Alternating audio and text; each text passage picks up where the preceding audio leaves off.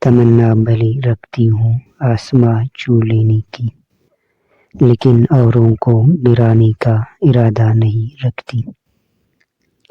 کبھی کبھی ہماری اداسی کی وجہ ہماری اپنی سوچیں ہوتی ہیں جو ہمیں اندر تک کھا جاتی ہیں۔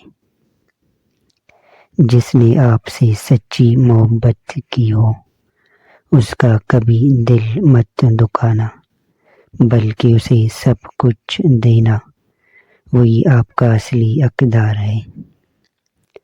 آپ کو جس شخص سے محبت ہو جائے نا، اس کی آخرت کے بارے میں سوچا کرو کہ اس کو کیسے بہتر بنایا جائے۔